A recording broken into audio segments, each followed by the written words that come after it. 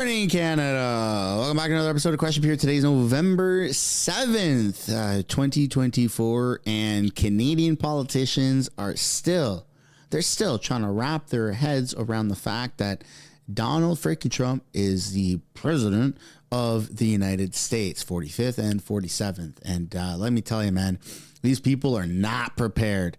They were not expecting. I mean, we know that the Liberals weren't hoping for Trump to win, but they were not expecting him to win. Because when you take a look at all the interviews that have happened on CPAC and the way that they answer questions in Parliament yesterday, it's not looking good, man. January 20th, 2025 is when Trump is going to take over the White House again, right? He's going to take his seat in the White House. The next day, on the 21st of January, Trump is going to be issuing a deportation order for 18 million Americans. A lot of those people are going to be fleeing here to Canada, unfortunately. And Canada's not prepared. I mean, we're already over full. We're over full right now. We don't have the infrastructure. We don't have the jobs. We certainly don't have the housing to support the current population. It's absolutely atrocious, not to mention an influx of maybe 2 million people. Heck, even a singular bump of 500,000 people is not going to go very well. So Canadian politicians on the Liberal side, the NDP side, they are tripping out.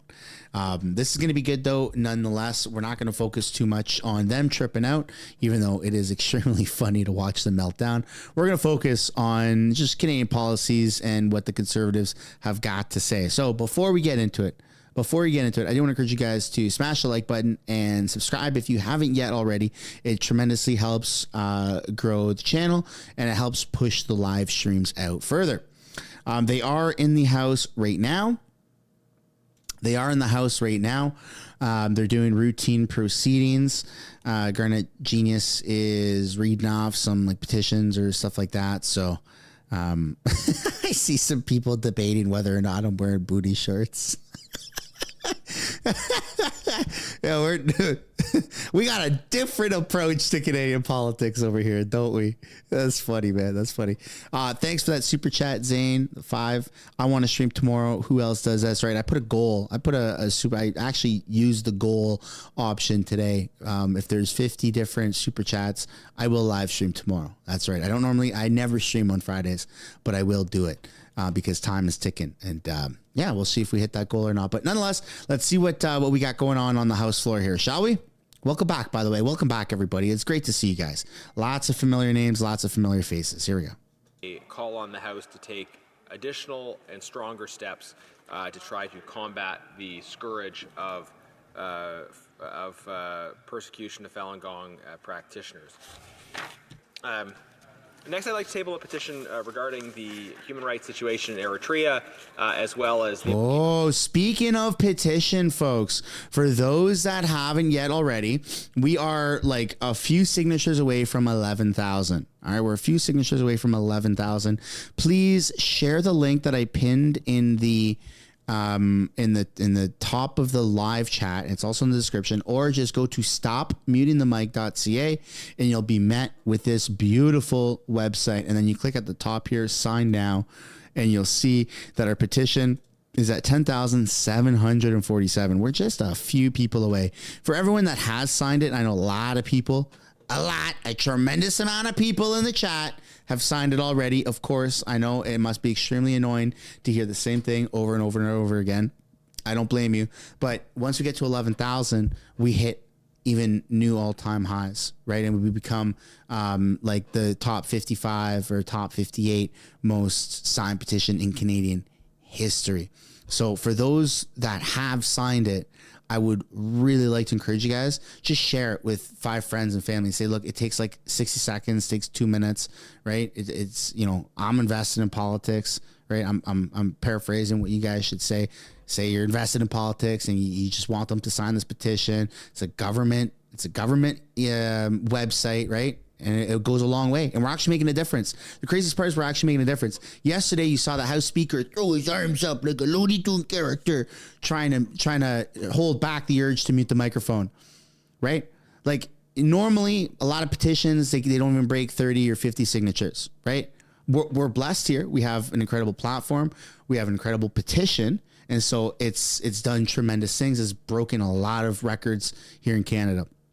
But the House Speaker has replied to me personally and addressed me personally. So Greg Fergus knows who I am and knows about this petition. And so he now knows that he can't mute the microphone, or else the petition is actually going to remove his mic muting button.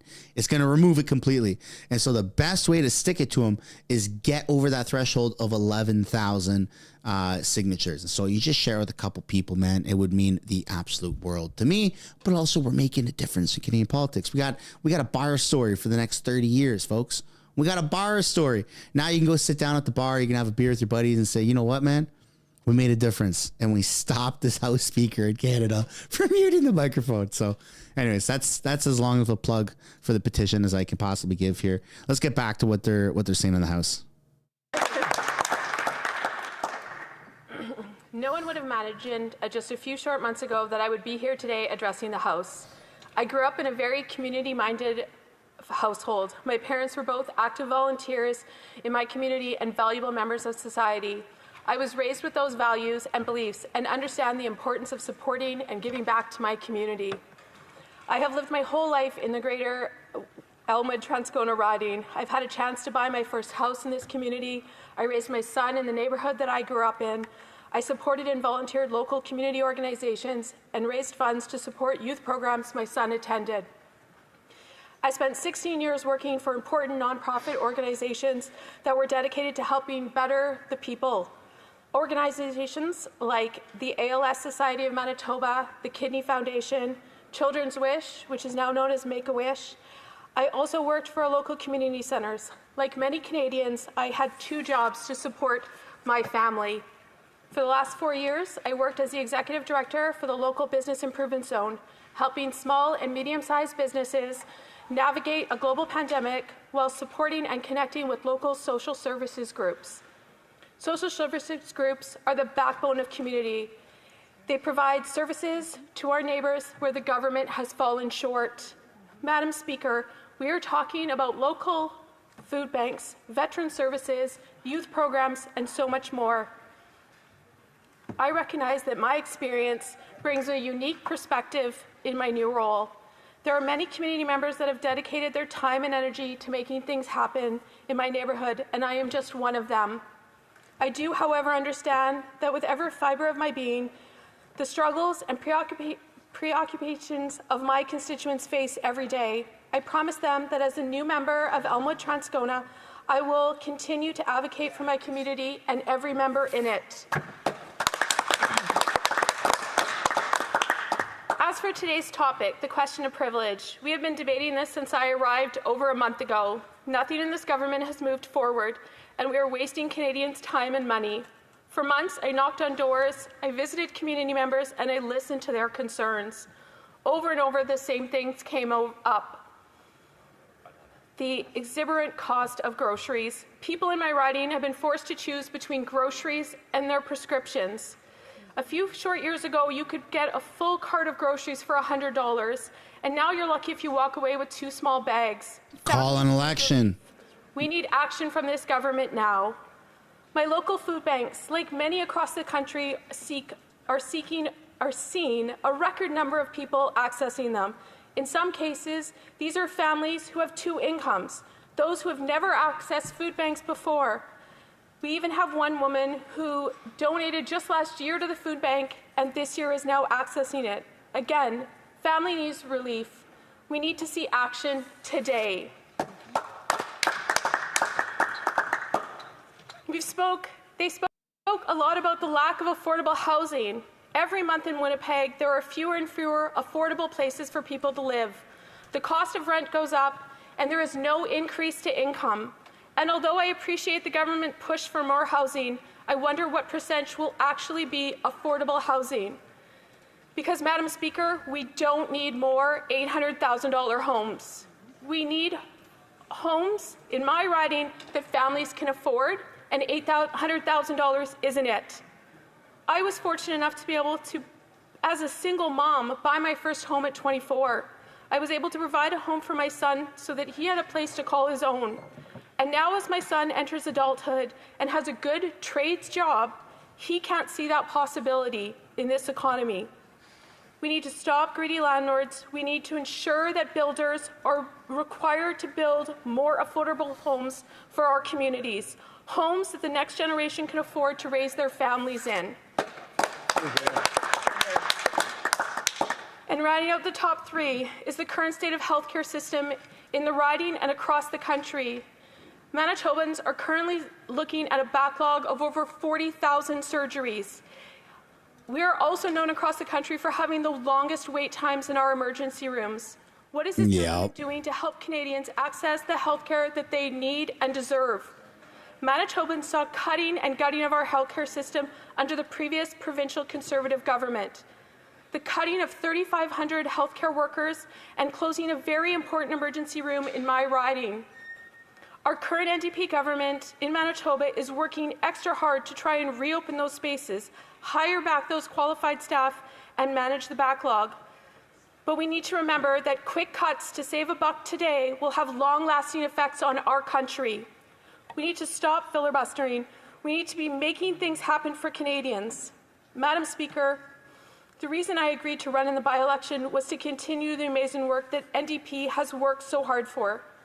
Voters know that New Democrats have dragged the Liberals government to the table to get things done. We forced them to deliver on valuable things that the families of Elmwood-Transcona need. Things like the National Dental Care Program for seniors and children. We saw this time and time again, and yet it's a flawed program under the Liberal government. Providing free birth control for over 9 million Canadians and diabetes medications for over 4 million Canadians. And yet there are still many drugs that could be added by the Liberals to help Canadians with the pharmacare program. New Democrats want to see a head-to-toe healthcare system that can affect and help everyone in every way. Yes.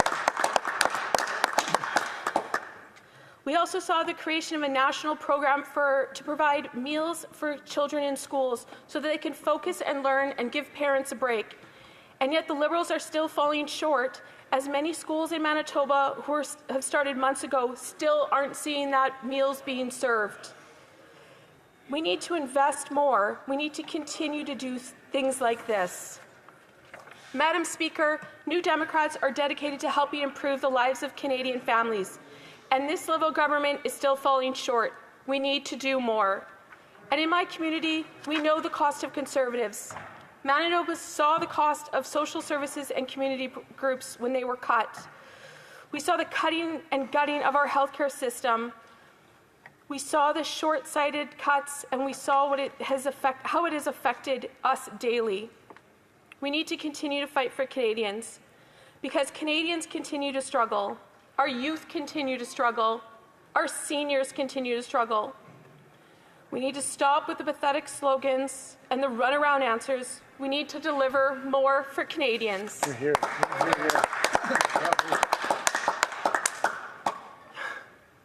I'm also keenly aware You're so that I'm brave. following in the heels of a great NDP MPs. In every corner of Elmwood-Transcona, Winnipeggers still speak fondly of the lake. That dramatic breath of air, man, is Mr. something else. Sorry. Mr. Blakey,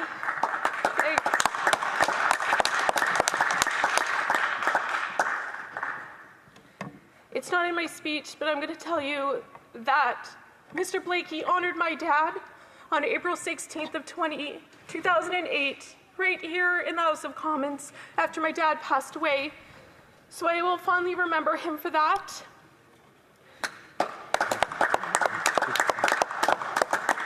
Yeah.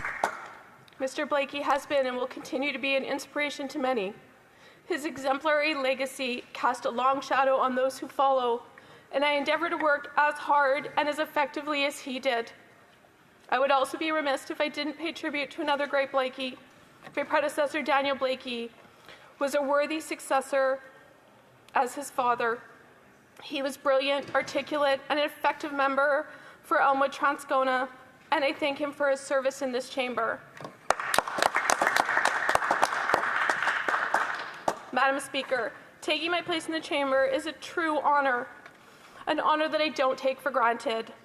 I'd like to thank the volunteers and voters for getting me here. I look forward to many other opportunities where I can bring a voice to my constituents in this chamber. I conclude my speech, Madam Speaker, with a simple promise. I will always work as hard as I can to advocate on behalf of my constituents. And I thank my colleagues for accommodating me today. Thank you.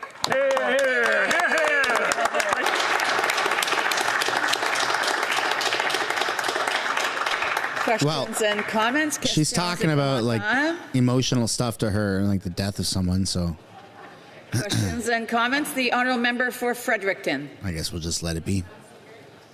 Sincerely congratulate my colleague on her maiden speech in this chamber, and just welcome her. I welcome any strong woman to this place as an addition for all of us, and I also really echo the concerns that she brought forward in this chamber, and I look forward to working with her. I also want to continue to congratulate her predecessor, Daniel Blakey, as well.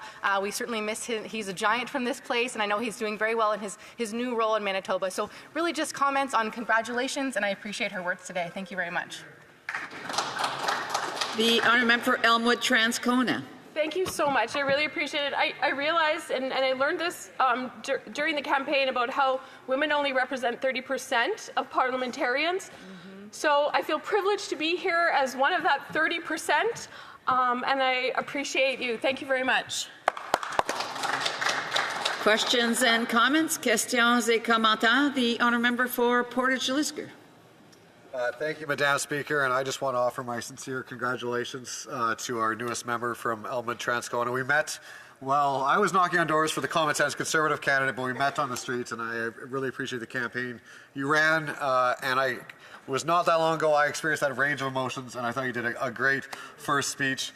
In that speech, you did mention a few things about housing prices, the food prices, the quality of our health care, and my question is, when you were at those doorsteps, did you hear any concerns about the rising cost of living due to inflation through overspending, the fact that we transfer less to the health care of our provinces than we do to pay off the interest on our debt, and of course the proposed quadrupling of the carbon tax? I just want to remind both members that when they interact, they need to go through the speaker and not directly to the members individually. The honourable member for Elmwood Transcona. I thank you for the question. Madam Speaker, reality is I heard on the doorsteps it was a lot more about groceries and the cost of, finding an apartment that they could afford. It was, people are just struggling day to day. And every little dollar, no matter how they can, is something that's really important to them. So that was something that I heard and something that we talked about quite a bit, about different ways that could happen. So that is something that I just continue to hear over and over again more. Thank you. Questions and comments? The honourable member for Shefford. Thank you very much, Madam Speaker. I'd like to thank the member for Elmwood Transcona for her speech. First of all, obviously, as critic for status of women, I think it's important to recognize that we have one more woman here in this House in a context where we're worried about the 30% level for the next election, in a context where, with my colleagues in the Feminist Parliamentary Group, we're calling for more civility in this House of Commons and how we need to be examples to follow, because in the current climate with so much polarization and with so many political games that are blocking everything, women aren't motivated to get involved, Madam Speaker, in politics. So I would ask my colleague to, join us in continuing to work hard, because I'm not sure how we're going to be able to change the climate in this House of Commons and bring more civility so that we don't lose more women and hopefully see more women joining in the years to come. The honourable for Elmwood Transcona. Thank you very much. I feel very passionate about the fact that I am just a 30%er here as a woman. On the campaign trail, I had the opportunity to meet with young girls, teenagers, even girls in their early 20s who were wondering about what it would be like to join politics in this climate. I didn't decide to be a politician until I was 46. So I don't know if I would have had the strength to stand up here the same way at 20 with some of the atmosphere that's around here some days. So I can really appreciate that. I think we all got to work together and figure out a way and be nicer to each other in general. So thank you very much for the question. And comments, the honourable member for New Westminster, Burnaby. Thank you very much, Madam Speaker. I'd like to congratulate the member from Elmwood Transcona for her very heartfelt, passionate, effective speech. Yeah, this is a weird start to question period, guys. Elmwood Transcona. I had the privilege of door knocking with her. I saw how this is weird. Were on the doorstep and how impressed they were with the fact that she was knocking on thousands and thousands of doors, talking to people about their concerns. She's mentioned some of the issues like dental care and pharmacare where the NDP has made a difference. In dental care, thousands of people in Elmwood Transcona have already had access. Why does it feel like there's a big pity party going on, man? Coming soon, the Manitoba government obviously stepping up. That'll mean for people with diabetes, $1,000 or $1,500 a month that they will no longer have to pay for their medication and devices for diabetes. She has also mentioned the anti-scab legislation, but she talked about food price gouging and gas price gouging. And the fact that so many people are looking for affordable housing, and we know that the Manitoba government is doing its part.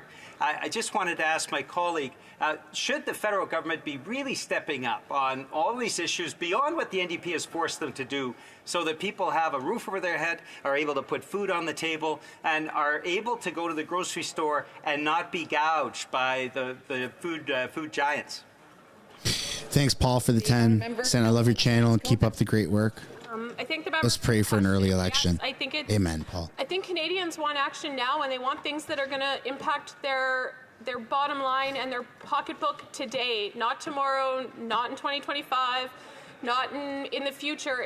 They need to be things that are going to impact them today, and their ability to save money and be able to do the things that they need to do, whether it's supporting their family with having so that makes sense, or putting a roof over their heads, something that many of us in this room would take for granted. So I really appreciate the question, and I think that we need to come together and figure out a way to move forward to help Canadians.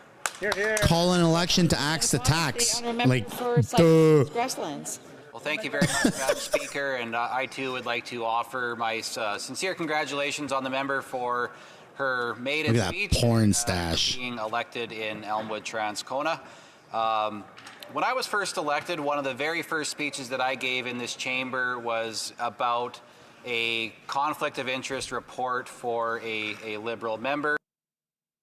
There you go. Today, froze the stream. China. Her speech. Chinese interference. The topic of the day, at least anyway, is on government corruption, government scandal. We see people that are taking taxpayers' money to further their own personal interests.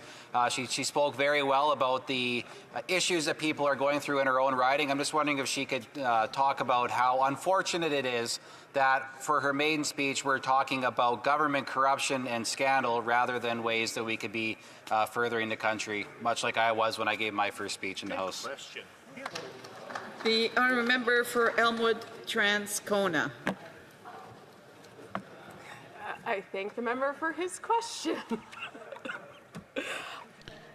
What the heck? The reality is, I just want to be a strong voice for Canadians and the people. Yo, what is wrong with her? And as much as I've enjoyed being here, we need to just move forward. We need to government work. What the heck is wrong with her? And I'll keep repeating that over and over again. We need to make things happen for Canadians because they are desperate to have stuff happen where that they can see an actual impact. Thank you. Guys, that was like the cringiest thing I've seen today. What the heck was that? Thank you, Madam Speaker. And I also truly enjoyed the member from Elmwood-Transcona's speech.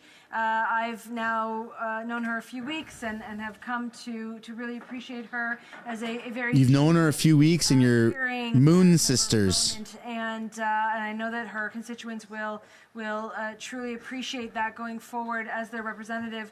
One of the things that you're both Sagittariuses, and so you really bond. On the campaign trail, she visited with some folks who were on the picket lines. And what it meant that she was there with them, what it meant that there are people in this place that are fighting for their collective bargaining rights, and how that's a big part of her community, and what she heard from them directly on that line. Thank you, Madam Speaker. A brief answer from the honourable member for Elmwood-Transcona. Thank you, Madam Speaker. I did have the chance to walk the line with Teamsters during the campaign, which is near and dear to my heart because my dad was from the same union. My brother now, so I had the chance to walk with my brother. I actually remember in 2008 walking with my son and my dad. And so it was great to be able to walk with those workers and hear their stories and their concerns about safety issues and those types of things that they have to think about day in and day out, and the ability to come home safe to their families. I over the weekend had a chance to walk. Come home safe. Canada Postal Workers. Canvas, go campaign, and come home safe. Have the potential of going on strike, so that's something that is very near and dear to my heart. What are you in danger from by campaigning? Workers across Canada, and most specifically, you walk door to door. Out of breath? Come on, man. This is a problem with some of these woke politicians, man. I'm gonna lower this sound. This is a problem with a lot of these politicians is they make it about them. I gotta be honest. This is gonna sound extremely rude. Canadians and people don't care about the emotions and the personal life of politicians. We don't care. Nothing. It don't matter. We're sorry that you got personal things going on. We're sorry that relationships have fallen out or whatever. We don't care. We want policies to be implemented. That's it. That's all. That's it. That's all she wrote. We don't care. And any politician that starts trying to pull on heartstrings from personal issues, we don't care about that. Like, I hate to say it. It's not just me. It's not just me. When people are having 2 million Canadians are lined up at food banks, we don't care. We don't care about your personal life. We just don't. Make life better for us. We might care. When you're providing us with good economy and things are great for us and you're doing your job perfect, then yeah, awesome. You're the best and we might care. You're the bee's knees. But when life is shite for us, we really don't care. And I think it's horrible when politicians try and pull on heartstrings like that. Horrible. To discuss the and it's not just me. Look at the chat. Look at the chat. Do your job. I agree. Look at everybody. It's not me. It's not me being rude. It's just objective. And over the years, we've witnessed remarkable advancements in treatment. In our meeting, 2 youth advocates, Sophia and Bennett, shared the daily struggles of managing blood sugar and what a cure would mean for them. They also spoke about promising research underway, including cell therapy, a treatment that could offer insulin independence by replacing damaged cells. Canada's own and to add, I'm going to mute him there for a second. To add more like just insaneness to what just happened, everything that just happened is it's a point of privilege, and it's on the topic of the Liberals not turning over the documents to the RCMP. So that entire time where they should have been talking about how the Liberals, how Justin Trudeau are not turning over the documents to the RCMP, which has triggered this investigation, this criminal investigation into Justin Trudeau and the Liberals. The NDP used this to talk about their feelings. I had to go campaign, and I was lucky if I came home safe. Nobody cares. Do your job. Nobody cares. Like, are you freaking kidding me, man? That's disgusting. That's disgusting. You're never going to get elected again. You're never going to get elected again after that. For all New Brunswickers, and indeed all women and girls in our province, Premier Holt's new role changes the game in so many ways. Not only is she determined and hopeful for our future, but her hard work and passion for her province and community inspire us all. This is a collaborative moment that everyone in our province can bask in and be a part of, something truly unforgettable. As a determined leader, a fantastic mother, she understands the struggles and needs of families. Leave it to the NDP to just make it about woo me, man. And her family for stepping up when we needed them most. It's a new dawn in New Brunswick, Mr. Speaker. The Honourable Member for Rivière-des-Mille-Îles. Thank you, Mr. Speaker. During this Veterans Week, after paying tribute last week to those who participated in 2 world wars and the Korea War, I'd like to pay tribute to modern veterans, people who are all too often forgotten. These men and women have overcome considerable challenges, whether it's on the battlefield or in terms of peacekeeping or in responding to natural disasters. Their services go well beyond conflict regions. What the heck is modern veterans? To the security and well-being of communities across the world. They have sacrificed their health and efforts and missed key moments in their personal lives to defend the values of peace and to defend our freedom that is so precious. Now it is. I don't think Veterans Week is just to commemorate those that were on Juno Beach, dude. I think it's for everybody. Care that is adequate and to provide support. When I can see why. To the labor I don't force. know. That's weird. Thank you for your service, dear heroes. Thank you, all veterans. All. How about that? Mr. Speaker, today on November 7th, we remember and honor the sacrifices of Chinese railroad workers. Thanks, Clayton. Extraordinary hardship helped to build Canadian Pacific Railway. This railway was essential to Canada's Confederation, ensuring British Columbia's entry and connecting our nation from Matt 420 with the 5 saying, love your channel, brother. Thank you for all the work you do. Keep up the amazing videos and streams. Thank you, Matt. I appreciate that. The efforts of over 17,000 Chinese workers who face grueling conditions. Mike Jackson with the 5 saying, I agree. You are voted in for your political stance. Everyone is going through bad times. Often overlooked are a cornerstone of our shared history. Already proclaimed by cities of Toronto, Edmonton, and Ottawa, we commit to ensuring that this day will be officially recognized as Chinese Railroad Workers' National Memorial Day across Canada, preserving their legacy in our national memory. Thank you, Mr. Chair. The Honourable Member for Lévis-Lotbinière. We don't care about their personal lives, man. We don't. Scandal is growing again. Look at Trudeau. And Trudeau complains about anything in his personal life, and it's like every country in the world talks about how shit of a job he does. From 2020 to 2021, $10.4 million in federal money was paid to 4 companies in which the minister has personal interests. The more you look, the more you find. That's what I like about Pierre and the Conservatives. Like we don't really know a whole lot about their personal lives. Directly to the minister's financial. And that's fine. They're all about policy. They don't use their time to talk. A liberal ploy. To talk about their personal lives.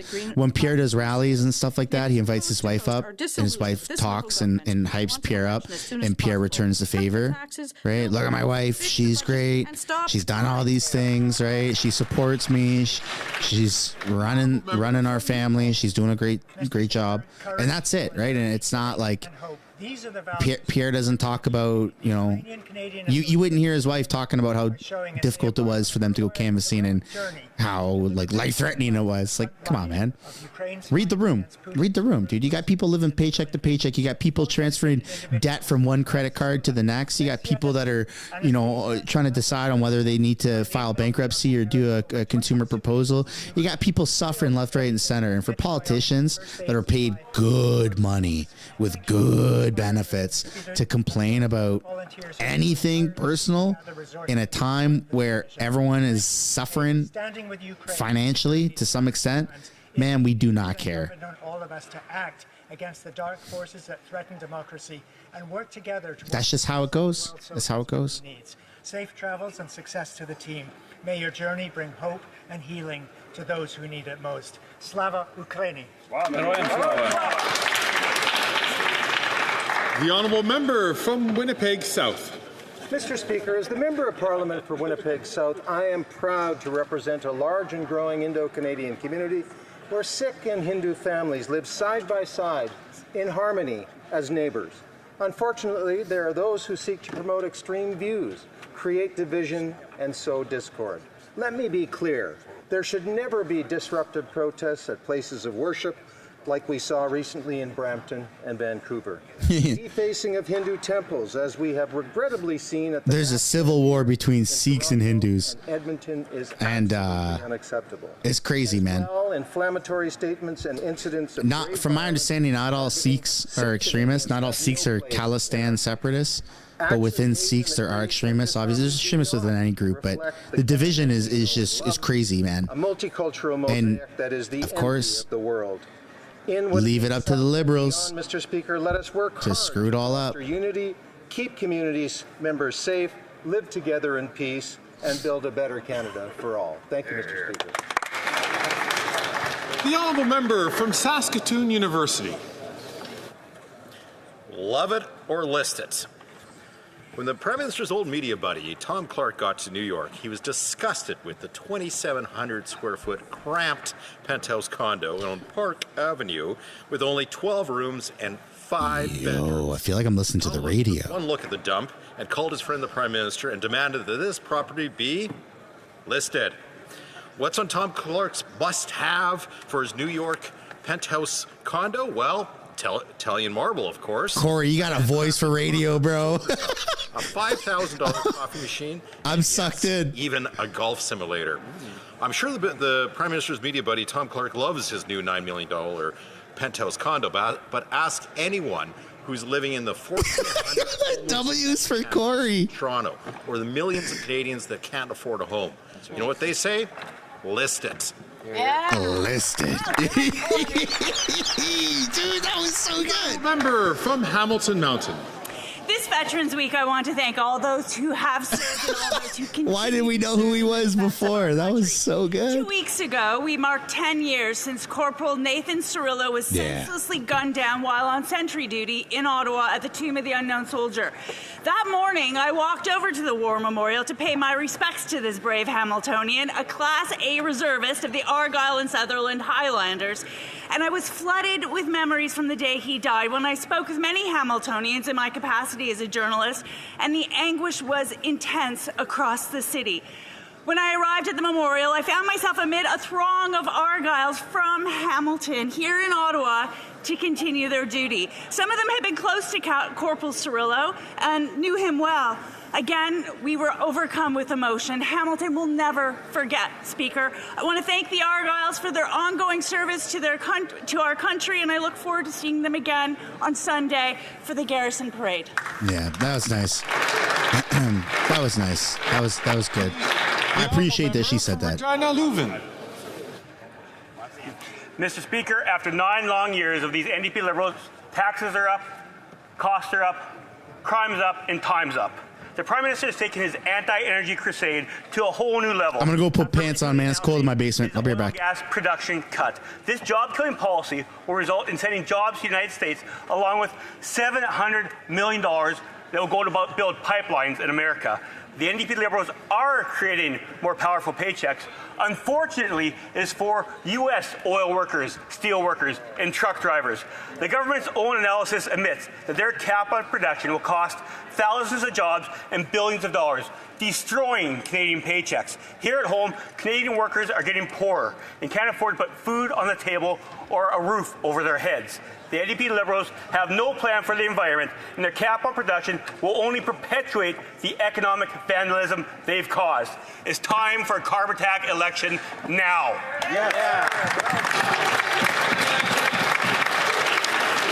The honourable member from Central Okanagan, Nicola. Mr. Speaker, my constituents have told me No, I wasn't joking. that they want a carbon tax election. There is only one person left who prevents that. I wasn't even wearing booty shorts. I was just straight up in boxers. And that person is the leader of the NDP. The same leader of the NDP who made a big stunt when he told Canadians he had ripped up his coalition deal with the Liberals. It was a perfectly timed scam on voters in Elmwood, Transcona, right before a by-election. The leader of the NDP even went so far to say, and I quote, "The fact is, the Liberals Liberals are too weak, too selfish, and too beholden to corporate interests to fight for people, end quote. But if the Liberals are so weak, why has the leader of the NDP voted for the carbon tax over 24 times? Why does he support his inflationary deficits, including wasteful spending like the Prime Minister's Arrive scam app? Why does the leader of the NDP support the Liberals' soft-on-crime policies that have led to a 50% increase in violent crime? Every day this Prime Minister remains in power is because of the leader of the NDP. It's time for the leader of the NDP to stand with Canadians. Instead of this Liberal government, call a carbon tax election. Hear, hear. The honourable member from Surrey Centre. Mr. Speaker, veterans often see music as a profound way to express themselves and heal from the impacts of military service. That's why last year Veterans Affairs Canada hosted its first ever open mic night. This event brought together veterans, family members, active service members, and music lovers. I used to be part of these groups, actually. Expanded with events happening. I used to be part of Guitars for Veterans. In Montreal later this week. That's actually what the tattoo is on my forearm. That's why it's a guitar. All members of this bunch of vets used to get together with us tonight at a military family resource center, have food and play guitar every Wednesdays. Thank you, Mr. Speaker. Never talked about no PTSD and stuff, just play guitar and had a good time. From London, Fanshawe. November is Lebanese Heritage Month, and I am fortunate to work with that shit helps people, man. That really helps people. There's quite a few of these different groups across Canada. Small business owner in London South, Sergeant Ziad Zabian from the London Police Service, Majida Zabian, a leader from Cedars of Hope, Dr. Next with the 5, Jasper No Pants Sunshine, and Nadine Abirad, who works in my office and fights for my constituents every single day. I don't know why it's hard for people to believe that I don't wear pants. Lebanese Canadians always seem to find each other. They share a solidarity that has been always built boxers, through hardship and war, and they continue to show remarkable resilience and the truest pride in being Lebanese. The Lebanese community is hurting. I see the pain in their eyes every day, and I see the worry about friends and family, and I want them to know that I stand with them. We must never stop demanding a ceasefire for an arms embargo and peace in the region. And while this may hold cold comfort to so many at this time, I hope you will be able to celebrate this Lebanese Heritage Month.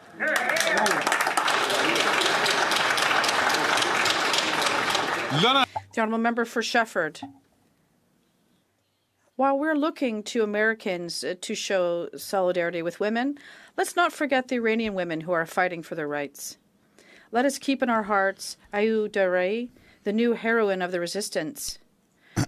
Michelle Maddie with the 5 saying, don't care if it's mostly men in the house as long as Canada gets fixed. Stop pushing the boohoo BS woke agenda. With dignity, pride, and dude, that's what the left does, man. Her diversity hires, right? Like imagine being hired based off of what you got between your legs or the color of your skin. After being harassed for that's craziness. You should be hired based off your merit. 2 years after Maha Amini's death, Coney Smile with the 2 saying, love the streams, they are cool. Thanks, dude. I appreciate that. The movement is still burning despite the bloody Next with the 5 saying, Fark Trudeau. Are supporting their fight. That's one way to get around the censorship. Fight for freedom. We need to learn lessons about the value of this freedom, which we often take for granted. Let's stand together and be uncompromising. Today, more than ever. Grayson Bills with the 2 saying, do you have a Discord community? Yeah, it's called House of Canada. I think it's listed in the description. The honourable member from Sherwood Park, Fort Saskatchewan. Under these Liberals, well-connected government elite insiders have been pretending to be Indigenous in order to take contracts intended for... Dude. But up until today... That's crazy. Pretending to be Indigenous to get, like, millions of dollars from the government. The scandal just got a bit randier, with revelations that the company owned by the Liberal minister from Maiden Centre tried to identify itself as Indigenous in order to get government contracts. Recall that when text messages came out about someone named Randy running the affairs of the company in violation of ethics laws, the minister's partner claimed that it was someone else named Randy. He later admitted that was false, but said the references to Randy were the result of autocorrect. In order to help get government contracts, they invented another Randy and they pretended he was Indigenous.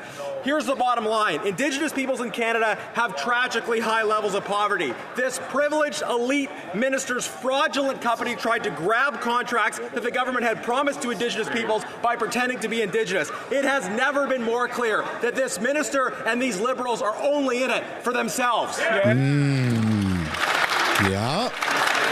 for themselves. The honourable member, l'honorable député de... The honourable member. Holy smokes, Rick Parker with the $27.99. Mr. Speaker, as we pause Saying, this week to honor the thanks, your channel offers a ray of hope. country. Thanks, Rick. Man, I appreciate that. Private Leonard William Elliott, We like to have some fun over here. soldier who fought in the First World War. Private Elliott was one of the more than 650,000 Canadians and Newfoundlanders who courageously answered the call to defend the values of freedom and peace in the war that was meant to end all wars, and one of the more than 66,000 who never came home. Mr. Speaker, he was also my great-grandfather. Leonard was killed in action in August 1917 in the Battle of Hill 70, leaving behind a wife and 5 children, among them the 6-month-old daughter he would never meet, my grandmother Edith. Like so many others, he left his home and family, stepping into the unknown to protect a future he would never see. He fought not just for his generation, but for every generation to come. I had the honor of visiting my great-grandfather's grave in northern France in 2017. I was the first family member to do so, 100 years after his death. The solemn promise I made that day was to ensure that his memory and his legacy would live on, lest we forget. I've been to the bunkers in France. I've been to the beach. I've been to Le Havre, France. It's pretty gnarly, man. It's pretty gnarly. Oral questions. Questions. Honorable Andrew Scheer. 9 years of brutal assaults on Canadian energy workers, the Prime Minister just delivered a knockout punch with a production cap on oil and gas development here, which his own department admits will kill jobs and drive investment south of the border. Canadian energy company Enbridge just announced a $700 million project in the U.S. The Prime Minister is creating powerful paychecks for American workers while Canadian workers can't afford their mortgages or food. It's completely baffling why he would kill jobs here just to see them created down south. Is he getting some kind of a commission from the U.S. energy lobby for all the business he's sending them? The Honourable Minister of the Environment and Climate Change. Mr. Speaker, what the member opposite is saying is simply not true.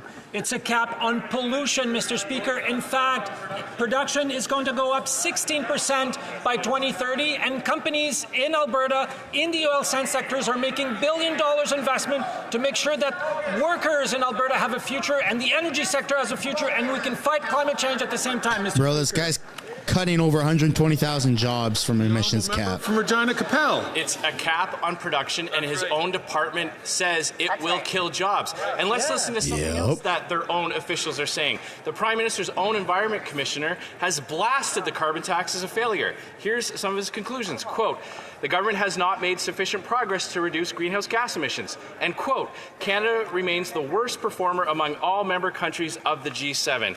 Every time the Prime Minister makes the carbon tax go up, Canada's climate performance goes down. Yet he keeps doing the same thing over and over, expecting a different result. So why won't he call a carbon tax election so Conservatives can stop his insanity? Wow. The Honourable Minister for the Environment and Climate Change. Mr. Speaker, the Conservative Party of Canada is talking about climate change. We should note this somewhere in a book because it doesn't happen very often. If only they would talk about the fact that for 10 years they did nothing, which is why we had to pick up the slack from what they... When we came into power, emissions were going to overshoot 2030 by more than 30%, Mr. Speaker. Emissions are down by 8% because of our plan, the lowest emissions in 25 years, no thanks to the Conservative Party. Oh, man. Just encourage all members, please, to not take the floor. Why are we still having storms then, dude? The Honourable Member from Regina. Your logic is flawed. Slack. Under their policies, Canada keeps falling on performance indexes. The only thing this carbon tax is doing is making Canadians poorer, and the results are devastating. A damning new report from the Salvation Army shows the human suffering this Prime Minister is inflicting on Canadians. Let's look at the report. First-time users of food banks shot up this year from 43% to 58%, and 1 in 4 parents are eating less so their children can eat. This is in Canada. How can he be so cold-hearted? Why won't he at least let Canadians decide in a carbon tax election? The Honourable Minister for Economic Development in Quebec. Monsieur le Président, savez-vous qui... Mr. Speaker, do you know who has an inferiority complex in this place, it's the Conservative Party, because Canada has the lowest inflation. Interest rates are going down. Not only are we helping Canadians in need, we're building housing, we've got the family benefits, and the only ones in this place with an inferiority complex about Canada's economic resiliency is the Conservative Party. The Honourable Member for Maiden. The Prime Minister, supported by the Bloc, we learned today that our greenhouse gas emissions records are not reliable. And this Prime Minister contributed to doubling the price of food and rent, while at the same time not succeeding in reducing greenhouse gas emissions. They've not met any of their targets. When will the Prime Minister call an election so that we can cut taxes? The Honourable Minister of the Environment. Mr. Speaker, you're going to have to put this on your calendar. The Conservatives have raised the question of climate change. They did nothing while they were in office, nothing for energy efficiency, nothing for electrification of transit. The Conservatives did nothing. Their record was not good. Canada has had the best plan in recent years for reducing emissions, and it's certainly no thanks to the Conservative Party. They have no plan for the environment, no plan to protect Canadians, and no plan for national security. The Honourable Member for Mégantic-L'Érable. I think the minister should read the Commissioner of the Environment's report. It's clear. Reductions are not attributable to any steps taken by the government. The Liberal environment policy is not a policy. It's just a plan for the environment. It's just a plan to tax. The Liberals, Canada under the Liberals has the worst record for emissions reductions. When will the government stop punishing Canadians so that we can finally cut taxes after an election? The Honourable Minister of the Environment and Climate Change. It's incredible what the Conservatives are willing to say. They've got their heads in the sand. Insurable costs for Canadians for the impact of climate change were $7 billion in June and August. It's unprecedented. And what would the Conservatives do? Just let the planet burn. They have no plan to fight climate change, no plan to create jobs in the 21st century economy, no plan to protect Canadians, their drinking water and their health. It's a true disgrace. Before I turn the floor over to the Honourable Member for La Prairie, I'd just like to remind members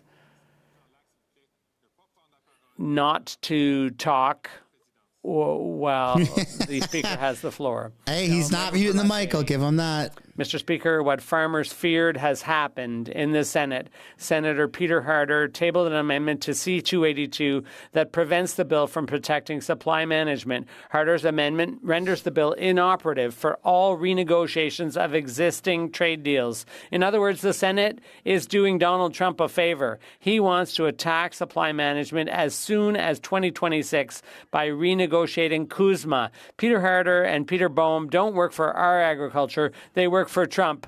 Will the leader ask senators to defeat the amendment? The Honourable Government House Leader in the House. The Government House Leader. Thank you, Mr. Speaker. We agree with the Bloc. Bill C-282 on protecting supply management is important, and I'm disappointed with the Senatorial Committee who voted against the bill and who moved that amendment. And I would call on senators to respect the will of the House, and I would call on all senators to vote against the amendments and to support our farmers who are there to feed Canadians and who contribute a lot to our economy. Thank you very much, Mr. Speaker. The Honourable Member for La Prairie. Senators Harder and Beam confirmed that from the outset, all they wanted to do was kill C-282. Their amendment virtually guarantees that supply management will be sacrificed again in the CUSMA renegotiation with Trump. They're attacking the all-party vote of this place. They're attacking 6,000 companies and 100,000 jobs in Quebec. They want to weaken our regions, ruin our producers, and weaken our agricultural model. I call on the leader, but this applies to all parties. Will the Senate leader ask senators to vote against this sabotage? The Honourable Minister of National Revenue. Thank you, Mr. Speaker. Yes, indeed, we are calling on senators to support the bill in its original form. It's very important to support and protect supply management. That has been the Liberal Party and government's commitment. We created supply management, and we will keep defending it. And I hope that the Conservative Party will also encourage Conservative senators to vote in favor of the bill in its original form. The Honourable Member for La Rosemont-La Petite Patrie. Mr. Speaker, the Liberal government's record on the environment is pathetic. We're in a climate crisis, and the Liberals aren't getting the job done. The minister announced regulations to cap emissions from the oil and gas sector that'll take effect in 2030 in order to reach our 2030 targets. Today, the Commissioner of the Environment just confirmed that the Liberal plan isn't working. In fact, Canada comes in last in the G7. Will the minister finally do his job, or should he go back to climbing the CN Tower? Environment and climate change. I put a W in the chat for that. I encourage my honourable colleague from Rosemont-La Petite Patrie to truly read the Environment Commissioner's report. Holy smokes. That Canada's measures are working. We have the best performance from 2017 to 2021 among G7 countries. It's true the Conservatives hadn't done a very good job before that, so it was an easy act to follow. But this is the first time in Canadian history that greenhouse gas emissions have been going down when the economy is going full tilt. And that's thanks to the system we put in place. Lady Smith.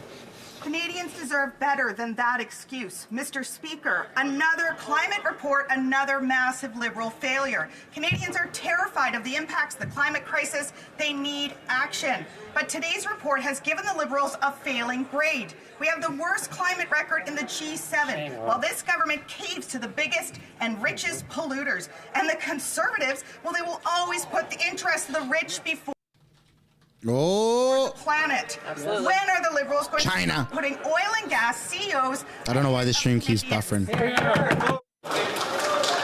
The Honourable Minister for the Environment and Climate Change.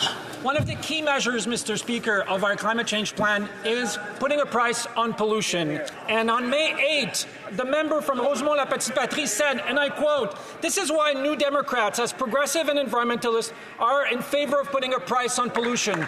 Well, Mr. Speaker, I guess that under the pressure from the Conservative Party of Canada, the NDP are no longer progressives and they're no longer environmentalists. On this side of the House, we will continue to fight for climate change. We will continue to fight for Canadians.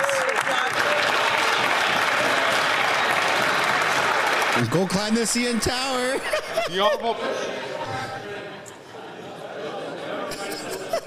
The Honourable Member for Battle River Crowfoot. Last week, the government's own data revealed that oil and gas is the only sector of the economy showing signs of life. And on Monday, the NDP Liberals announced a job-killing cap on oil and gas production. The government's own analysis admits that their cap on production will cost thousands of jobs and billions of dollars, destroying Canadian paychecks. No wonder Canadian-based Enbridge is building a $700 million pipeline in the United States. Wow. This Prime Minister is creating powerful paychecks for American energy workers and American steel workers, while Canadian workers can't afford their food or rent. Why is this Prime Minister driving investment jobs away from Canada towards the United States? Stop giving jobs to America. And climate change. Let's focus on Canada. What the member is saying is simply false. It's a cap on pollution. Pollution is a bad thing, something the Conservative Party of Canada should understand. You want to talk about investment? Let's talk about a $2 billion investment that Strathcona, an oil company in Alberta, is making in Canada to make sure that workers in Alberta and the energy sector can have a future in a carbon-constrained world, something the Conservative Party of Canada is incapable of understanding, Mr. Speaker. Buddy, you're going to cut 120,000 jobs in the energy sector. to mark something off on a checkbox, to give something a checkbox. Are you kidding me? Especially when the Speaker stands up and the House is quieting. That's not the time to interfere. I'll ask the Honourable Member as well from Edmonton Manning, please, to allow the responses to be given until the Honourable Member is recognized. The Honourable Member from Battle River Crowfoot. Mr. Speaker, that minister may not understand how the energy industry works, but Canadians do. Regardless of the name, this cap is going to drive investment out of Canada, costing Canadians their jobs. It's been 9 long years of a Liberal government bent on destroying the Canadian energy sector, despite the industry being the biggest driver of the Canadian economy and employing hundreds of thousands of Canadian workers. So I'll ask the question again. Why is that extremist minister and that Prime Minister helping Donald Trump create American jobs? Yeah, man. I like America, but I'm also living in Canada. I want to see Canada prosper. Prime Minister and Minister of Finance. Foreign direct investment, Mr. Speaker, is up in Canada. Investors are coming to Canada because we provide stability. We provide opportunity. Mr. Speaker, Canada has a long-standing history of standing up and protecting Canadian workers. And when it comes to the last NAFTA negotiations, it was the Conservative Party of Canada that asked us to back down. Well, we didn't, Mr. Speaker. We stood up for steel workers. We stood up for our auto workers. We stood up for our agricultural workers and our farmers, Mr. Speaker, and we'll do it again.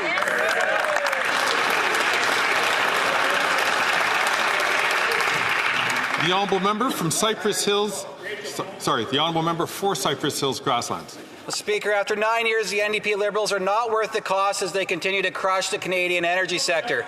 This week, they announced their job-killing oil and gas production cap. Enbridge, a company based in Calgary, is taking their $700 million investment out of Canada to build a pipeline in America. That's jobs and powerful paychecks for American pipeliners, for American engineers, and for American truckers. Why is the Prime Minister so focused on creating powerful paychecks for Americans and not for Canadians? People are going to be using oil and gas, whether Trudeau wants it or not. It might as well be from Canada. Consult experts that disagree with them, but recently their go-to guy, Sylvain Charlebois, said climate change is the agri-food sector's greatest challenge and agreed that climate change is a major driver of food price inflation. So if Conservatives actually cared about elevated food prices, they'd have a plan to address climate change, but they don't. They've got nothing. No plan to address the biggest challenge in the agri-food sector. No plan to address the biggest driver of food price inflation. Now, are they going to start attacking this expert too? This guy looks and sounds like Wreck-It Ralph. He's a big dummy. For Cypress Hills Grasslands. Mr. Speaker, it's time for the Liberals to get back to the real world where Canadians are struggling to eat, heat, and house themselves. While the minister tries to claim that the production cap is going to create thousands of jobs. Dude, he's talking out half his mouth. Look at his porn stash. The Canadian economy billions of dollars, and that we're going to lose thousands of jobs. The Canadian oil and gas industry already provides powerful paychecks for our people. So why is the Prime Minister so hell-bent on destroying those powerful paychecks and giving them to Americans? The mustache has spoken. Honourable Parliamentary Secretary to the Deputy Prime Minister, Minister of Finance. We love powerful paychecks, Mr. Speaker. Actually, wages on one hand, you got a mustache that speaks, and then you got this. 20 months, Mr. Speaker. The member opposite. I thought I left my mop in the in the closet. Why'd she put it on her head? David Rosenberg said U.S.-based investors should strongly consider moving from New York to Toronto, Mr. Speaker. Now, I am not a Leafs fan, Mr. Speaker, but I happen to agree with that economist, and I know that investors right around the world are looking to Canada.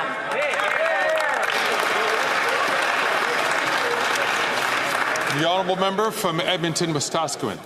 Mr. Speaker, after 9 years, the NDP Liberal government is not worth the cost. The government's own analysis admits that their cap on production will cost Canadians thousands of jobs and billions of dollars. Meanwhile, we have a Canadian company who can't get a pipeline approved in Canada, investing $700 million in a U.S. project. And get this, in 2023, they increased oil and gas imports to Canada with over 40 million barrels shipped across the Atlantic from Nigeria and Saudi Arabia alone.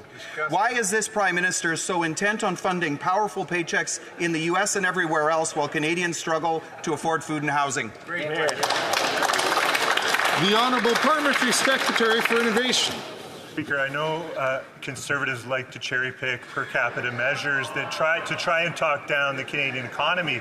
But in fact, if you look at per capita foreign direct investment, Canada is #1 in the world, ahead of Brazil, ahead of the United States. If you look at the IMF's projections of growth in Canada, our GDP is projected to grow more in the year 2025 than any other G7 country. We will not apologize on this side of the House for being optimistic about Canada's future. The Honourable Member for Coast of Bay, Central, Notre Dame. After 9 years, the NDP Liberals are not worth the cost, especially for Newfoundland and Labrador's offshore oil and gas industry, where for the second year in a row, there were no bids for new exploration licenses. Energy NL says it was not unexpected, pointing to a complex, inconsistent, and burdensome regulatory system, including the only emissions cap in the world. So, Mr. Speaker, will these economic assassins get rid of that stupid cap so that we can export Canadian oil and gas instead of jobs? There you go. People are going to be using oil and gas. Might as well come from Canada. Like to keep more jobs, grow more wealth. In their use of language. The Honourable Leader of the Government in the House of Commons. 50%, Mr. Speaker, 50% higher. Now, what is that, Mr. Speaker? It's the imports of foreign oil into Canada when the Conservatives were in government than we are, Mr. Speaker. When it comes to standing up for our industries, whether it's the energy sector, whether it's steel workers, whether it's agricultural workers, Mr. Speaker, there is one party in this House that does that consistently. It is the Liberal Party of Canada. The Conservatives say, give it all away, and we will not do that. We will always stand up for Canadians, our workers, and our economy. Thank you, Mr. Speaker.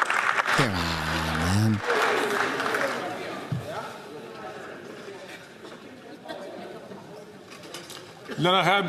The Honourable Member for Lac-Saint-Jean. The Liberals claim they're prepared for a wave of immigration caused by Donald Trump's deportation threats. Yes. But to be ready, you'd have to be watching the borders. Under the Safe Third Country Agreement, anyone who crosses the border secretly can make a refugee claim in Canada after 14 days. However, since the end of Dude, we're going to get the vast majority of RCMP massive bump, unfortunately. redeployed.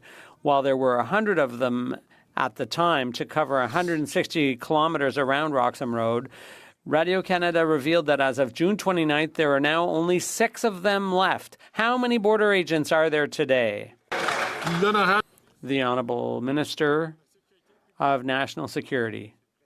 Mr. Speaker, the RCMP Commissioner and the Quebec Commander were both very clear. There has been no reduction in RCMP staffing in Quebec. In fact, we've invested more in the RCMP and CBS. Build a wall. I have every confidence in their ability to deal with any contingency at any time. That's their job, to be ready and to foresee circumstances at the border. That's precisely what they're doing. We have to have confidence in their preparation and in their work. The Honourable Member for Avignon, Lamitis, Matane, Matapédia. Mr. Speaker, Quebec is so concerned that they're considering policing the border themselves. This morning in committee, the Minister of Public Security told me he was surprised that François Legault would want to send officers to the border because it's purely and completely a federal responsibility. Well, that's the problem. It's federal jurisdiction, but the feds don't seem to have a plan for the border. Nature abhors a vacuum, so with the federal government nowhere to be seen at the borders, Quebec needs to react. What's the plan and how many more officers are being deployed? The Honourable Minister of National Security. Mr. Speaker, I greatly appreciate the question from my colleague. In fact, I enjoyed our exchange earlier in committee We talked about this very question.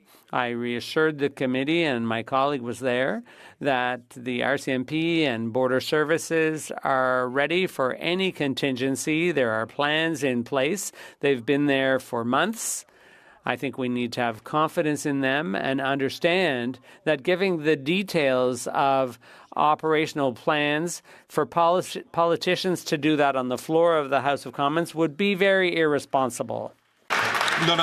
The Honourable Member for Avignon-Amétis-Matane-Matapédia. As if there weren't already lots of reasons to doubt the federal government's readiness, listen to this. This morning in committee, the minister told me we shouldn't imagine hundreds of thousands of arrivals before that becomes a real threat. Mr. Speaker, he says he's ready to wait until it becomes a threat before doing anything. He even told us there was no hurry because Trump doesn't take office till January. Mr. Speaker, this isn't the National Improv League. It's government. It's their job to see crises coming. When are they going to do what needs doing? The Honourable Minister of Immigration and Citizenship. I thought the Bloc, and rightly so, was concerned about the CAQ policy of scaremongering. But here they are back at the charge. We have always been monitoring the borders, but I think everyone understands that it would be pretty amateurish of us to detail our plans here on the floor of the House of Commons. Mr. Speaker, today Canada's Environment Commissioner proved the Liberals are fake environmentalists. That's right. In a damning report, it revealed the Liberals are not on track to meet their own emissions reductions targets, despite their plan to quadruple the carbon tax. According to the Commissioner, the Liberals are deceiving Canadians with, quote, unreliable emission reduction estimates. Wow. It's all pain, no gain. Why are the Liberals driving Canadians to food banks with costly carbon tax with getting nothing in return? The Honourable Minister for the Environment and Climate Change.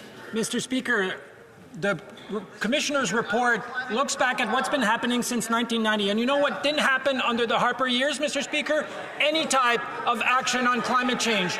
No measures for energy efficiency. No measures for transit. No measures for electrification of transportation. No measures for renewable energy. This has changed since 2015, and we've bent the curves. We were going to miss our 2030 targets by at least 30%. We're 7% below 2005 levels. That's because of what we've been doing. It's about climate. It's about jobs, it's about the economy, and it's about the safety of Canadians. The Honourable Member for Dauphin Swan River Nipawin. Mr. Speaker, we can't believe a word the Liberals say on environment. That's Even correct. the Environment Commissioner revealed the Liberals misled Canadians on their emission claims. Right. He stated, quote, the recent decreases to projected 2030 emissions were not due to climate actions taken by government. Right. While the Environment Minister punishes Canadians with a carbon tax, Canada's worst record in the G7 for emissions reductions under the Liberals. Now that the truth has been exposed by the Commissioner, will the Prime Minister call a carbon tax election? The Honourable Parliamentary Secretary to the Minister for the Environment. What the Auditor General confirmed is that Canada's emissions are down below levels that we haven't seen since the mid-1990s. And we've proposed more measures to drive our emissions down, and the Conservatives want to work against us. What the Conservatives have confirmed today is they don't work for Canadians, they don't care about the environment, they don't listen to science, and they want our emissions to go up, Mr. Speaker. The failed former leader... No, we want the economy to stay afloat. Emissions are superior to other countries, and they should be driven up. We should be given that permission to produce more greenhouse gas emissions than other countries, Mr. Speaker. Not on this side of the House. We believe in science, and we're fighting climate change. This guy drives a regular car, and he's got the audacity to say these things? Give me a break. The Honourable Member for Chicoutimi-Le-Fjord. Mr. Speaker. They don't even practice what they preach. Tax is going so up. You know it's a load of crap. Gas emissions are also going up. The Liberals have put in place a tax plan, not an environmental plan. And since the carbon tax, Canada has fallen to near last place among OECD countries for... I don't normally do this in the middle of the stream. Meanwhile, But it's a big one, so I'll acknowledge it. Fossil fuels to Gregory the Tyrant Speaker Fergus gave a super chat. I loathe Canadians. I loathe my party as well. But Justin Trudeau has proof. I went to some special parties, so I have to keep kissing his shoes. Also, I especially loathe that I can't mute the microphone. Would like to know Cha 69 is about the potential Dude, that's hilarious. show of leadership when it comes Thank you, to Mr. national Fergus. security. And the question for the Conservative leader is, how is it that somebody who one day wants to be in charge of the Coast Guard can't even get a security clearance? What does he have to hide? What do they have to hide? What do they not want us to Thank know? you for the 100. They should do their job and get the security clearance. The honourable member from Vancouver East. A breeding ground for contemporary forms of slavery. That's what the United Nations call the Conservative and Liberal Temporary Foreign Worker Program. It's an immigration program that uses closed work permits that trap people to one employer. It abuses, exploits, and underpays migrant workers to help big businesses. It drives down wages and hurts everyone. It's just another initiative of conservative liberals helping wealthy CEOs. Will the liberals stop this exploitation of migrant workers by ending the closed work permit system? Yes or no? The Honourable Parliamentary Secretary for the Minister of Employment and Workforce Development. Mr. Speaker, the mistreatment and abuse of temporary foreign workers is unacceptable. Everyone deserves to work in safe, healthy, and dignified conditions. Under our watch, we have mandated employers provide all TFWs with information about their rights in Canada, prohibited reprisal by employers against workers who come forward with complaints, and prohibited employers from charging recruitment fees to workers. And in Budget 2024, Mr. Speaker, we are investing $41 million to ensure that TFWs know their rights by funding community organizations. We know there is more work to do. I ask once again all members, especially the member who just asked the question from Vancouver East, to please not take the floor unless recognized by the chair. The honourable member from Churchill, Kuatanuk-Aski. Mr. Speaker, Barons River First Nation still does not have clean drinking water. The water treatment plant is over a year behind schedule, and the community has been forced to haul water over 300 kilometers by truck every time, costing thousands of dollars. The lack of clean water has impacted dialysis patients, the health of children, elders, the whole community. And yet the Liberals aren't keeping on top of the contractor who hasn't gotten the job done. They're not funding the equipment the First Nation has asked for. Once again, the Liberals are failing First Nations on clean water. What are they going to do to deliver clean water? Call an election for crying out loud. The Honourable Minister. Trudeau has proven for 9 years he does not care about Indigenous communities. Committee who passed a government amendment declaring a human right to clean drinking water on First Nation. Historic for this country, Mr. Speaker. And I really hope Liberal lawyers deemed it not Canada's problem. of this bill through this House and into Senate so we can get this law in place and protect water for generations to come. And I also want to congratulate two of the First Nations in her own riding who just recently received funding for K-12 schools. Thank you, Mr. Speaker. The honourable member from Egmont. Mr. Speaker, one of the most difficult tasks faced by our government was to repair Veterans Affairs Canada after all the damage done by the former Conservative government. I know that it was tough to fix, but I also know that many hardworking public servants at Veterans Affairs headquarters on Prince Edward Island are proud to make a positive impact once again. As that most solemn of days approaches, November the 11th, will the Minister of Agriculture share with this House how our government has been helping to make a difference in the lives of veterans and their families? The Honourable Minister of Agriculture and Agri-Food.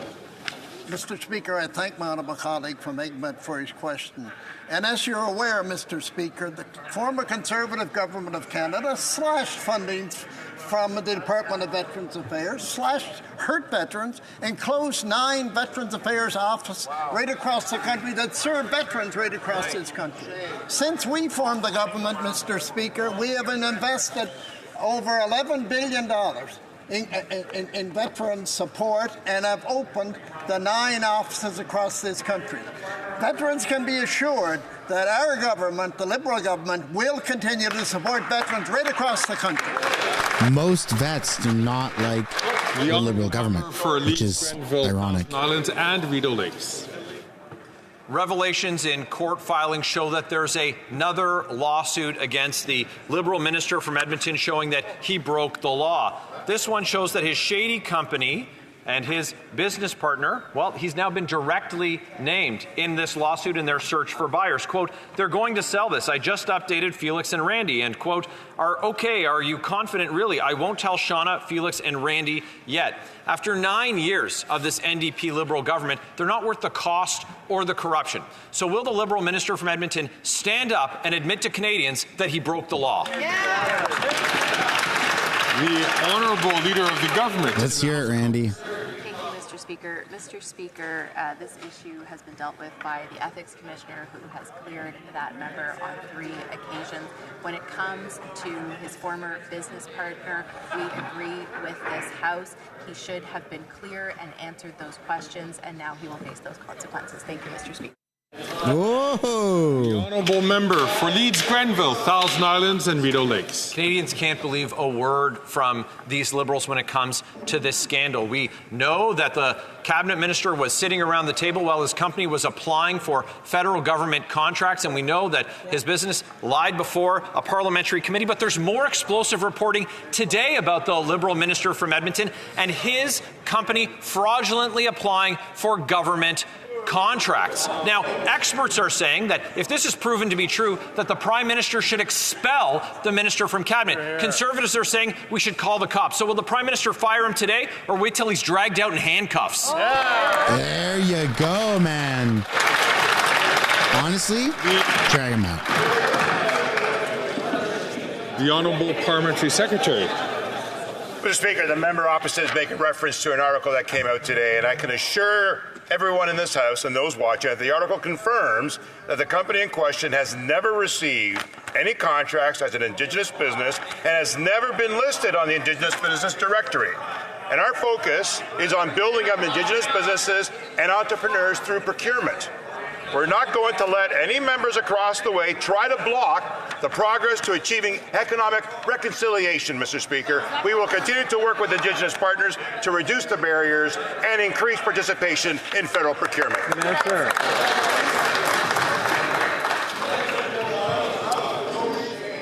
Order.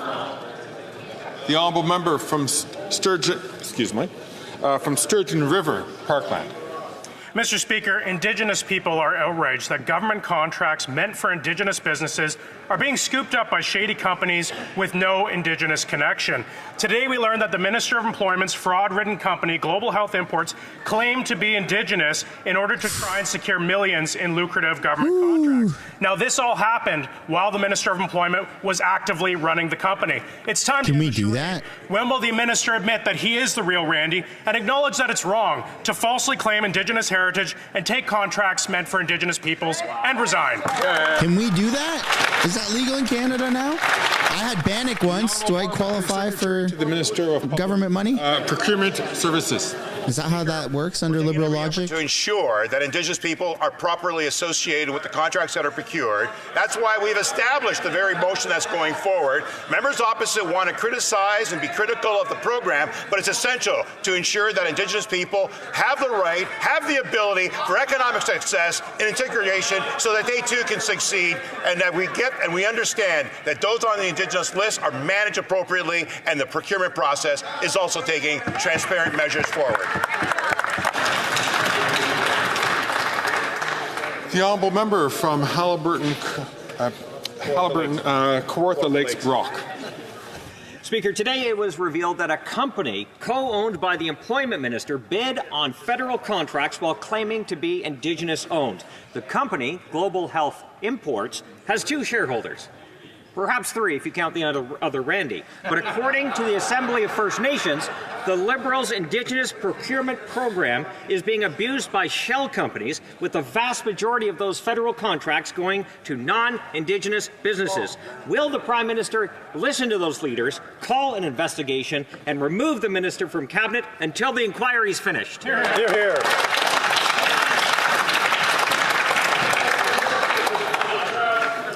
The Honourable Parliamentary Secretary to the Minister of Public Services and Procurement.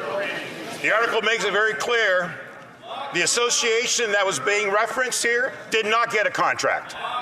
They were not listed on the Indigenous list, and we've taken the steps appropriately in the procurement to ensure that that doesn't happen, Mr. Speaker.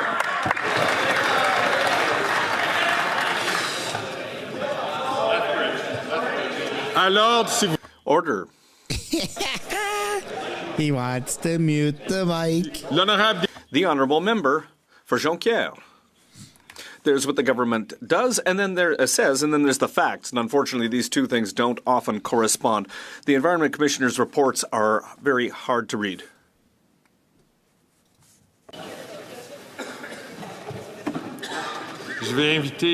I would invite the Honourable Member for Jonquière to start again from the top, please. There's what the government says, and then there's the facts. And unfortunately, these two things don't often correspond.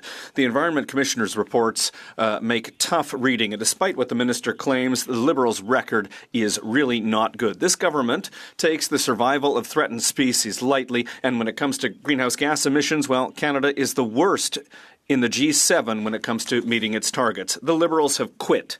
Are they really ready to leave biodiversity and the fight against climate change to the Conservatives? The Honourable Minister of the Environment and Climate Change. Well, thank you, Mr. Speaker. And my colleague knows how much respect I have for him, but you know, a good part of his party is allied with the Conservative Party to bring down the government to prevent a cap on emissions in the oil and gas sector. They want to prevent us from putting in place a law to protect nature. And when we came to power in 2015, Mr. Speaker, Canada didn't protect even 1% of our oceans and our coasts. We're up to 16% today. We'll be at 30% in 2030, as we promised in Montreal at COP15. For the second time today, I'm going to ask the Honourable Member from Miramichi Grand Lake to please not take the floor unless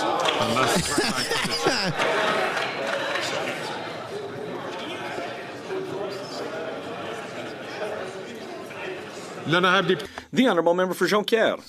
Canada has just 6 years to meet its greenhouse gas emissions target of 45% under 2005 levels. 6 years. According to the Environment Commissioner, Canada has only reduced emissions by 7.1% as of 2022. That's a terrible record.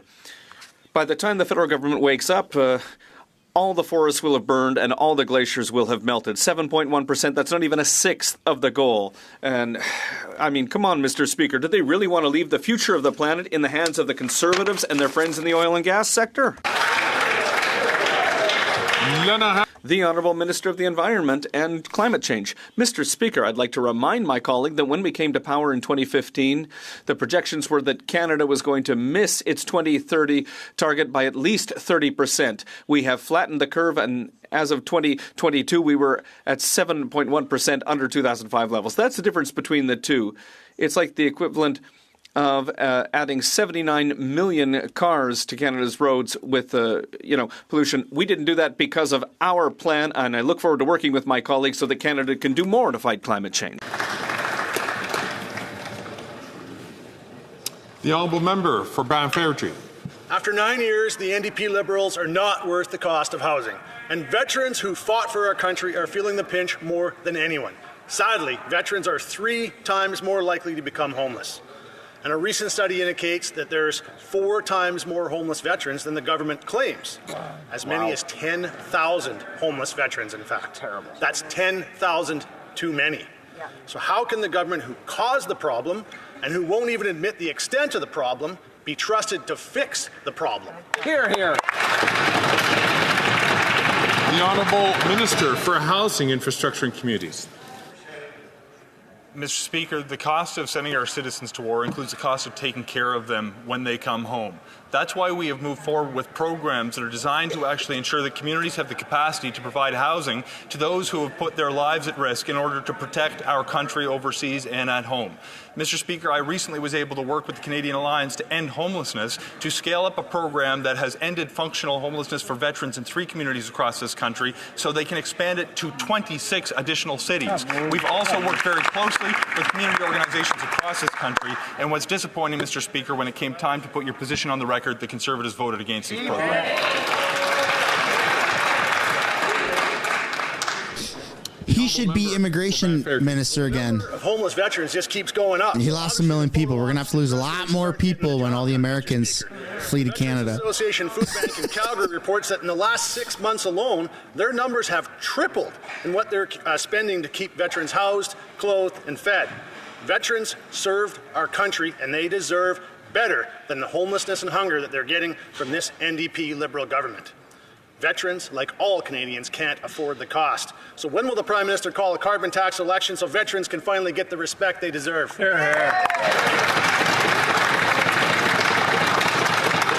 Honourable Parliamentary Secretary to the Minister of Veterans We're Affairs. not going to take any lessons from the Conservatives.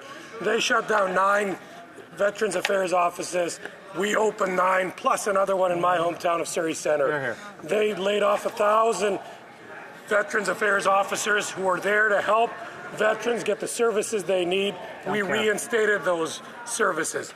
We've created services to help those veterans get the needs that they need, and we will continue to do so going forward. Thank you, Mr. Speaker. The Honourable Member for Bellechasse-les-Etchemins-Lévis. Mr. Speaker, after 9 years of this Liberal government, the cost of rent and housing has gone up. It's doubled, and homelessness is up.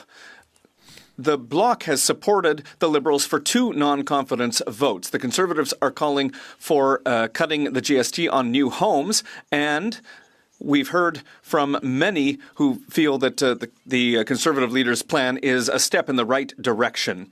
Will the Liberal Bloc cut the GST on housing, or is it going to continue to fund its programs that build 0 new homes? The Honourable Minister There's going to be another Housing, Infrastructure and Communities. Another vote soon. Honestly, once Parliament is unfrozen. As the member knows, Pierre's strategically waiting. We are making investments to build affordable housing. Just as an example, in the Housing Accelerator Fund, we have an agreement underway with Quebec to build 8,000 social housing units. The Conservatives are against that, Mr. Speaker. Mr. Speaker, they talk about when we cut GST for apartment rent, the Conservatives for building apartments, the Conservatives were against that. The Conservatives' leader's strategy is just to cut, and that's unacceptable. The Honourable Member for Davenport. Mr. Speaker, cities like Toronto are on the front lines when it comes to responding to the housing crisis. That's why last year we announced a $500 million federal investment in Toronto through the Housing Accelerator Fund to unlock over 53,000 new homes over the next decade. Last week, the Conservative leader announced a plan that will impact home building in Toronto by making dangerous cuts to housing investments. People in my constituency of Davenport can't afford these kinds of enormous Conservative housing cuts. To the Minister of Housing, how can we stop these Conservative cuts and solve the housing crisis for Canadians? Really good question. Thank you very much. Minister for Housing, Infrastructure and Communities. I want to offer a couple points. First, I want to thank my colleague for her advocacy, for her community to receive funding through the Housing Accelerator Fund. When they thank each other and stuff for getting up and speaking, man, it's just so funny. Mr. Speaker, is the Conservative strategy, which is now to forbid their MPs from advocating for their communities. On this side of the House, we have community advocates who will stand up so their communities get the funding they need. Second, we know that actually building homes takes investments. That's why we're putting money into the system to help build affordable housing, to help reduce barriers to construction. But third, Mr. Speaker, the Conservative strategy is to cut billions of dollars from housing. That simply isn't going to work. I ask the Honourable Member from Kingston and the Islands to please, if he wishes to have a conversation, to have it offline.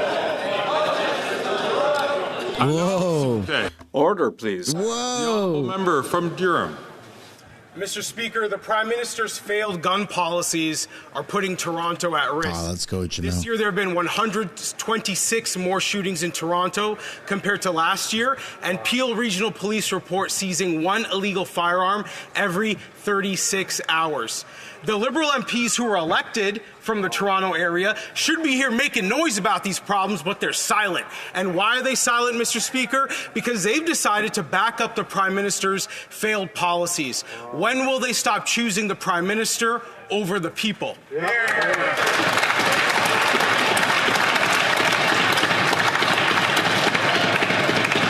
Honourable Minister of Justice and Attorney General. Mr. Speaker, our position as a Liberal Party, my position as a Toronto MP is simple. Let's keep the citizens of our cities safe. How do we do that? By ensuring that we have less gun violence on our streets. How do we do that? By shoring up our borders to prevent guns from crossing the border.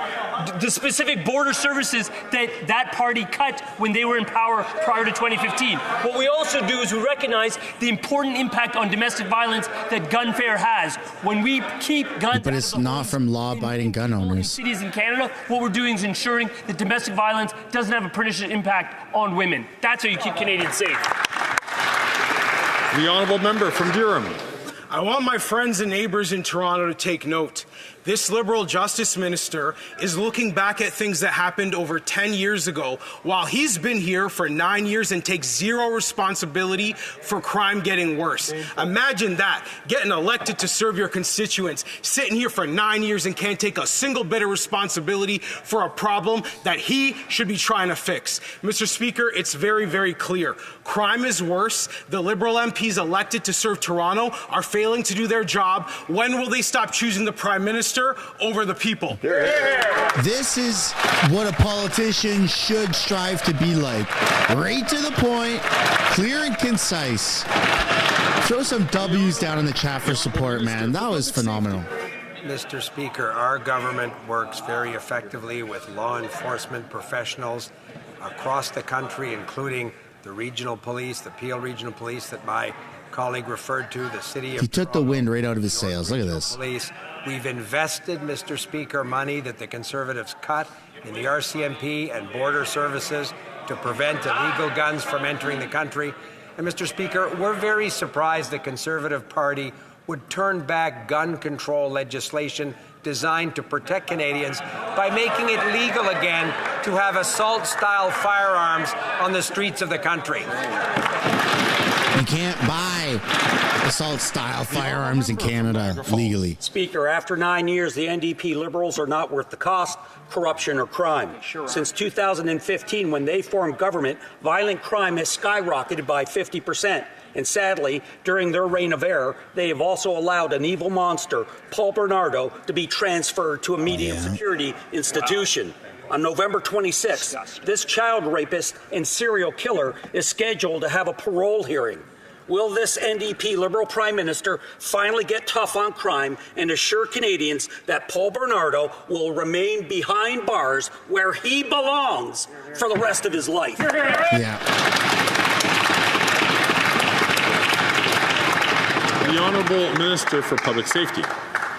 Mr. Speaker, I think it's important for all members in this House not to use the name of some of the most notorious killers in the country to give them the exact publicity that they crave. This particular individual is locked up in a federal prison behind two very high fences with a lot of razor wire. Mr. Speaker, I saw myself the secure federal correctional facility that this particular individual is in. My colleague also knows the parole board is independent and it would be absolutely inappropriate to prejudge their work, but I have confidence that they'll do their work properly for public safety. But you have to be able to talk, like name certain things to be able to talk about certain issues. Member for Halifax. That logic doesn't make sense. Speaker, this summer, millions of Canadians tuned into CBC to cheer on Team Canada at the Olympic and Paralympic Games in Paris. Canadian athletes pushed limits, set new records, and showed us the unifying power of sport. Many of these trained at Canadian Sport Institute Atlantic in Halifax West.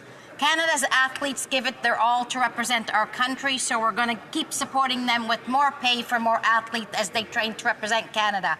Can the Minister of Sport and Physical Activity tell us how we're going to support these athletes so they can keep representing Canada with pride and excellence? The Honourable Minister for Sport and Physical Activity. Mr. Speaker, the Paris 2024 Games were extraordinary. Canadians cheered on our Olympic and Paralympic teams as records were broken. Didn't she quit? Medals were won and history was made. The journey from playground to podium is long and it's hard, and our athletes train for years. Our Liberal government is proud to support over 1,900 athletes through the Athlete Assistance Program, and we're also proud to be increasing this program to provide more money for more athletes. An additional $7 million a year means a 23% in the living allowance and an additional 30% allowance for Paralympic athletes. By investing in Canadian athletes, we're inspiring the next generation and building a stronger, united Canada.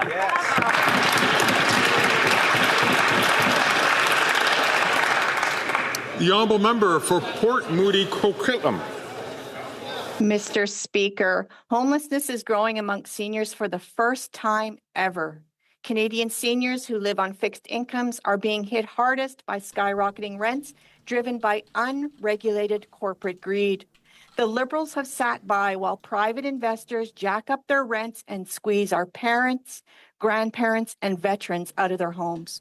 When will the Liberals stop caving to corporate landlords and private long-term care investors to protect seniors? The Honourable Minister for Housing, Infrastructure and Communities. Mr. Speaker, I thank my honourable colleague for her question, and I share her concern about the plight of some of Canada's most vulnerable, those without a roof over their head. In order to address those challenges, we need to ensure that we build out the affordable housing stock so people can find a place that is safe, that they can afford.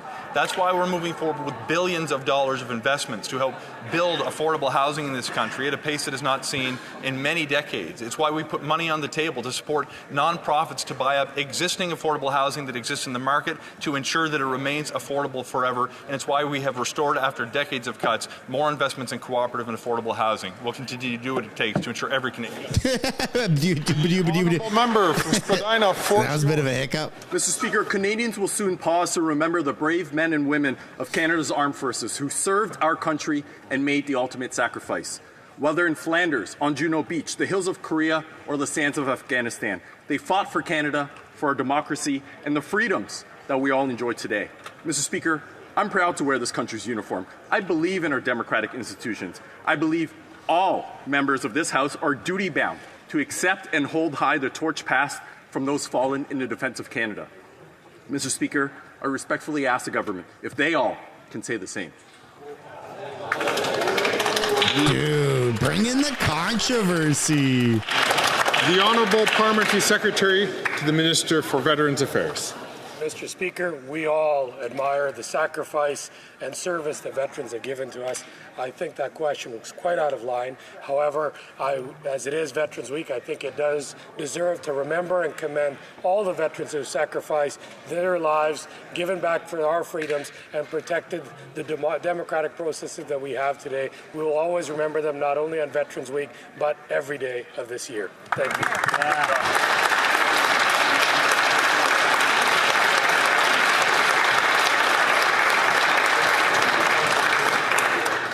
I see that the Honourable Member from Cowichan Malahat Langford is rising on a point of order. Yes, Mr. Speaker, there have been consultations, and I hope that if you seek it, you will find consent for the following motion. That the House, 1, recognizes that attacks on places of worship threaten all Canadians' charter-protected right to freedom of worship. 2, recognizes the recent increases in attacks targeting places of worship. 3, calls for the government to work urgently with... I'm afraid I'm hearing a number of no's for the Honourable Member's request for unanimous consent. It being 3:15, the House will now proceed to the taking of the deferred recorded division on the amendment of Mr. Chambers to the motion to concur in the 20th report of the Standing Committee on Industry and Technology. Call in the members. Standing Order of Technology. Looks like that's the end of QP, folks. Looks like that is the end of QP. He didn't mute the mic. He did not mute the microphone. I'll give him that. Man. Speaking of not muting the microphone, guys, we've received like an overwhelming amount of support for the petition. Like seriously, even the emails that I've been getting about the petition and people just being happy that it exists and that it's reached the point that it has, and that it's got almost 11,000 signatures, and that Fergus hasn't muted the mic since the petition has gone live, since he's been made aware of it, is phenomenal. So I do really want to give a shout out to just all the support, not only those that have signed it and shared it. By the way, we only need like 250 signatures or 200 signatures to get it past 11,000. So anyone who hasn't yet already, I'd really like to encourage you guys to go and sign it. It's linked in the pinned comment of the chat. It's also, you can find the website at stopmutingthemic.ca.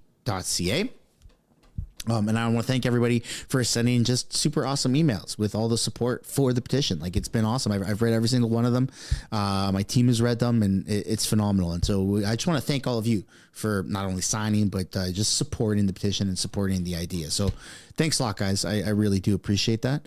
I want to thank everyone for being here on the stream and, liking the live stream, right? You've liked it? All right, good. Liking the live stream, subscribing to the channel, turning post notifications on, engaging with the live chat. It's been phenomenal, man. I have a great time. I know the community is building, right? And a lot of people, a lot of reoccurring names, a lot of new names as well in the live chats. And we try to have a good time. We try and keep it clean, obviously, but more importantly, we try to have some fun. I'm going to read off some of the super chats here that I have not yet read. Let's see here. Michelle, Maddie saying thank you to everyone that has served the $2. Thank you. That's very nice. Gary Sunbills with the 2 saying tired of personal attacks from the Liberals. That's all they got left. They just attack with ad hominems. Andrew LePence with the 2 saying Guilbeault is one of the 11. I wouldn't be surprised, man. Dude, he tried climbing the CN Tower. He actually did climb part of the CN Tower in an orange jumpsuit, and then he's on the House floor talking. I don't know. It's craziness. Canada's a zoo. Hummer with the 699 saying the only reason why emissions would be so low is because Canada are too poor to go anywhere. Dude, that's right. Canada can't afford. We can't afford to go on road trips. We can't afford to enjoy living life here in Canada to the fullest extent. Let's see here, and then Chubby with the 2 saying American here, FJT, make Canada great again. Heck yeah, dude. That is awesome. I want to appreciate everybody for tuning in, and then also shout out to Greg Fergus for the $100 super chat. Chances are that's not the real Greg Fergus, but nonetheless, I appreciate it. Totally awesome, guys. I don't know if I'll be streaming tomorrow. Like I said, there was a goal. There was just a fun little super chat goal in the chat that you can see. But I don't know if I'll stream tomorrow. But stay tuned. Stay on your toes. How about that? Stay on your toes, and we'll go from there. Clayton LeBlanc with the 1, no message attached, but just wanted to throw in that $1. I appreciate that. Clayton, thanks so much, guys. Peace and love. Enjoy the rest of your day. And we'll see you guys maybe tomorrow. Stay on your toes. Stay on your toes for a stream tomorrow. If not, we'll see you guys on Monday. Peace and love. Bye.